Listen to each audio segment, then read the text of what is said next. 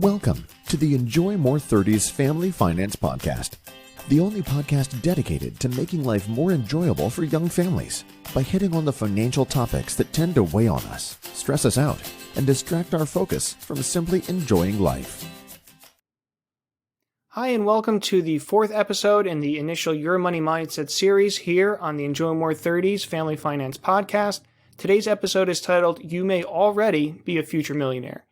What you need to know about your existing investments and what you can do about where they are headed today. So, packing for little kids when you go on vacation. Now, in my house at least, Lauren does 99.9% of the packing. She is fantastic. If I were to take 0.01% of the credit for that, I'd probably be overshooting my contribution by a little bit there. My involvement comes really more at the end.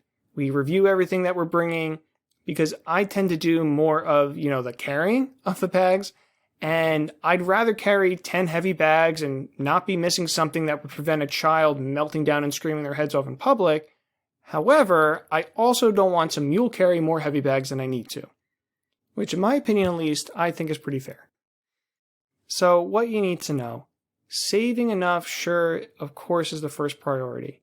We want you to hit retirement goals. We want you to hit education goals. We want you to be able to do all these things. But we also don't want you to save too much, as strange as that may sound, because it may limit today's enjoyment. Maybe you want a pool. Maybe you want to go to Disney more. There are a million things that I'm sure you want to do that at times you've said, I can't do that because I'm saving over here, or I want to make sure that I'm on the right track. When we project where your investments are going, it gives you an idea of where you're at. And you may be surprised that you've been doing a better job saving than you realized.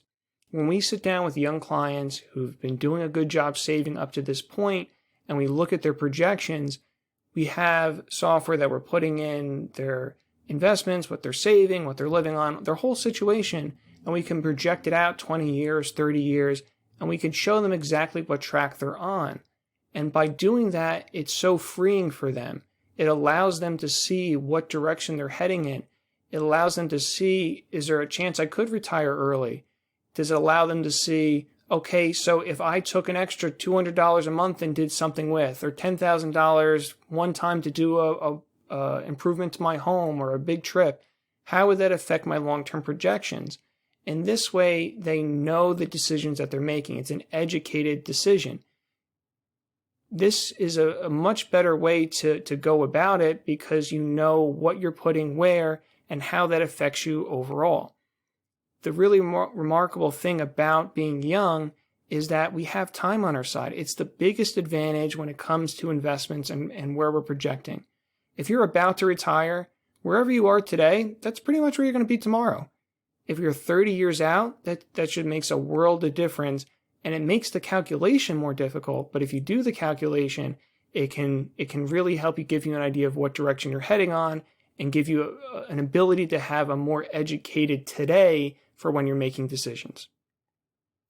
So what can you do? The first thing is you want to try to get some idea of what track you're on. You want to discuss with your spouse what you guys are trying to accomplish, and whenever you do figure out what track, how do you want to adjust? Do you want to try to keep saving the amount that you're saving so you can retire early?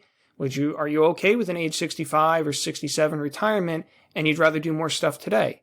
There's no right or wrong, but once you know the track you're on and that flexibility that you may or may not have, having that conversation with your spouse for what do you want to do with that flexibility is super important. So one way to get a very quick idea of kind of where you're headed, if you don't have an advisor that can do this kind of projection for you, then you want to really get a quick idea. There are some limited tools that you can use. The rule of 72 is a concept that you can look up online and get more details on, but it gives you a way to kind of know how quickly it's going to take for your money to double. Now, using this, let's assume that you have a portfolio that's very well allocated. It's spread out, it's diversified, all terms we're going to go through in later episodes, and a 7% return, is a fair estimate that you could be using. that would mean that your money is going to double according to the rule of 72 roughly every 10 years. Let's say that right now you have $150,000 saved up. That means in 10 years from now, you're going to have $300,000 according to this.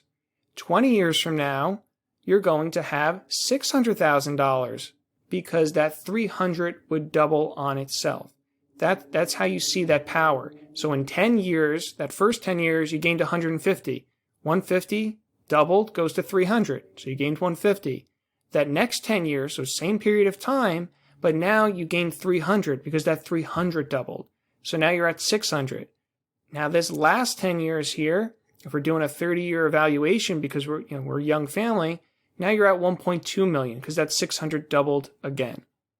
That's the power of time. So this rule of 72 can give you some idea of what direction you're heading in based on what you have today. It's not going to be able to build in your contributions or matching amounts, things of that nature. But if you can get some idea of where you're headed, the point is now you can do a better job of making decisions today. Whether you want that to be with an advisor, whether or not you want to do that through yourself, you can look at the Rule 72 in more detail. But if you can give yourself some idea of what direction that you're heading, then that is really, really something that can be helpful for you long term. Again, like we talked about earlier in other episodes, we don't want to just be checking boxes. And we don't want to just be doing things to do them because sometimes, or a lot of the time, that doesn't remove the anxiety. You could be putting $10,000, $20,000 a year into your 401k, but if you have no idea where that's going to end up, will you be able to retire at 50, 55, 65? It's not, you're going in a good direction, but you're kind of going in that direction a little bit blind. The more that we can get clarity on what direction we're going into, that allows us to make more educated decisions again today. So again, as a quick summary of what we went through here, you may be on a better path today than what you may realize. It may say $150,000 in your account right now, but if you're diversified and spread out well, that could already mean you're on a track for what you have today to be $1 million or more. Now, this may not be enough for you to actually retire on, which may sound weird. Millionaire sounds like, oh, I have more than enough. But to last an entire retirement, you may need more than that depending on what your situation is, obviously.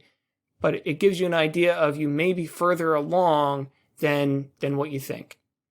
The second point is once you do realize this, have that conversation with your spouse.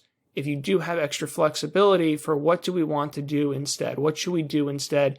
Maybe one person wants to retire early, another person would rather take more vacations. So it's important to have those conversations. If you do have that extra flexibility, what do we want to do with it? As always, thanks for tuning in today. If you enjoyed the episode, please make sure to review us on Apple Podcasts or wherever you listen. There are literally millions of young American families out there I'm trying to reach and help just like you. Additionally, the next episode coming up in the Your Money Mindset series is titled 18 Summers with Kids.